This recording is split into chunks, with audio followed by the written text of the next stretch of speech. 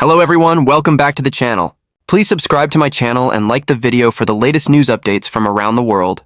Today we're talking about one of the most dramatic and shocking military incidents in recent months, a Ukrainian drone strike that hit a Russian military train deep inside Russian-held territory. What happened next has sent shockwaves through both Russian and Ukrainian forces, changing the course of military logistics and strategy on the Eastern Front. The story begins early in the morning when reports started surfacing of a massive explosion along a key Russian railway line used to transport military equipment, ammunition, and troops toward the front lines. At first, Russian officials tried to downplay the event, calling it a technical malfunction. But as satellite images and footage from the site began circulating online, it became clear that this was no ordinary accident. The target was a heavily loaded Russian military train, and the strike was precise.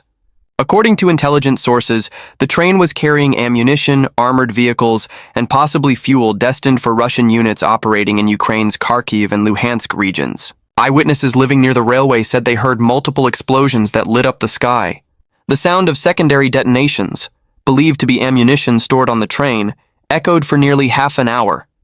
When local emergency crews arrived, they faced a scene of total devastation. Several train cars were completely destroyed, the tracks were ripped apart, and debris was scattered over hundreds of meters. Video clips later verified by independent sources showed thick black smoke rising high into the sky, with fire still burning hours after the strike. Military analysts were quick to point out that this operation demonstrated a significant advancement in Ukraine's long-range drone capabilities. The location of the attack was deep behind Russian lines, far from the front.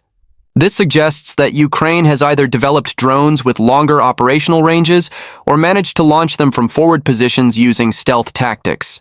Either way, it showed that nowhere is completely safe anymore for Russia's military logistics. For Russia, this incident was more than just the loss of equipment. The railway system has been the backbone of their war logistics since the full-scale invasion began. Trains have been moving thousands of tons of ammunition, fuel, and reinforcements daily. Disrupting even one major line can delay entire offensives and force Russia to rely on slower, more vulnerable road convoys. Experts say that the destruction of this particular train could delay resupply operations in the Kharkiv direction for days, if not weeks. Meanwhile, Ukrainian officials have remained characteristically silent about the details of the operation. The Ukrainian Ministry of Defense only posted a cryptic message on social media shortly after the explosions, saying, "Where there is movement of weapons, there will be fire." The message, accompanied by a drone emoji and a train icon, was enough to confirm to many observers that Ukraine was behind the strike. Western intelligence sources have described this strike as part of a broader Ukrainian campaign to target Russia's supply chains rather than just its frontline positions. By hitting transport infrastructure, bridges, depots, and now trains, Ukraine is making it increasingly difficult for Russia to sustain its war effort. Each destroyed train means thousands of shells that won't reach Russian artillery units, tanks that can't move, and soldiers left without supplies.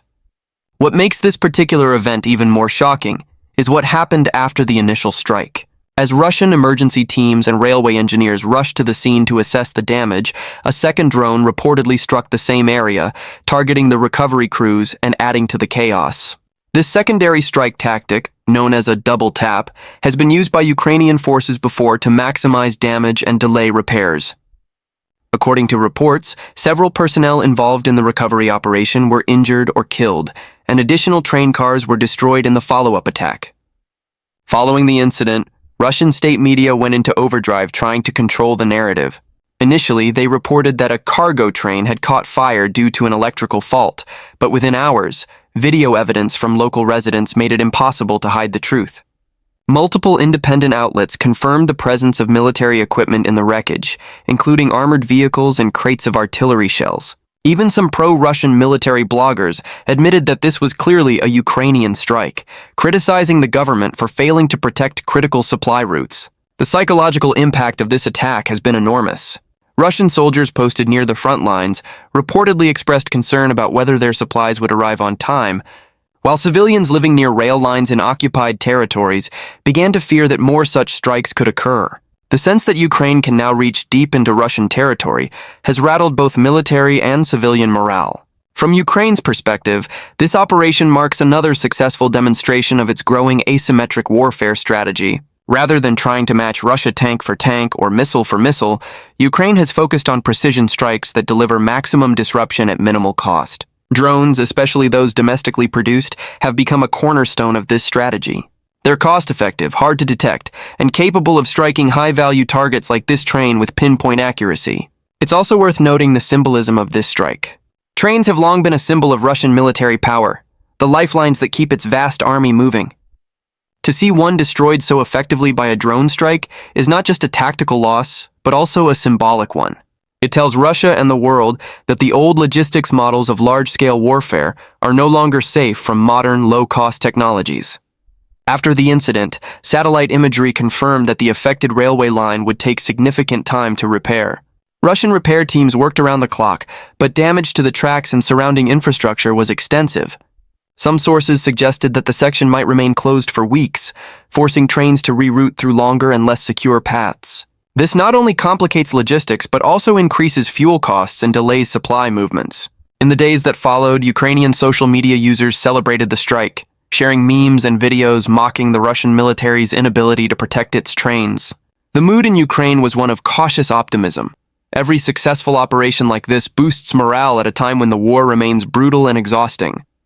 Ukrainian analysts described the strike as a warning shot, indicating that future targets could include even more critical supply nodes. Internationally, the incident sparked renewed debate over the use of drones in modern warfare.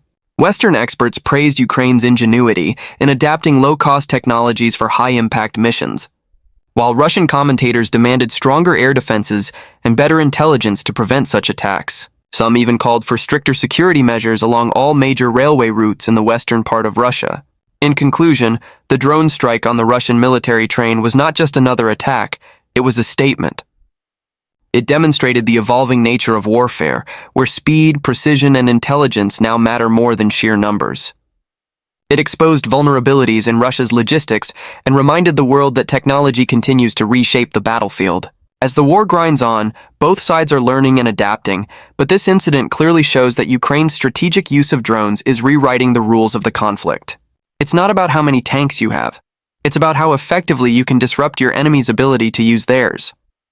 If you found this breakdown interesting, don't forget to like this video, subscribe to the channel, and turn on the notification bell so you never miss the latest updates and analyses from the front lines. Thank you for watching, and stay tuned for more breaking reports from around the world.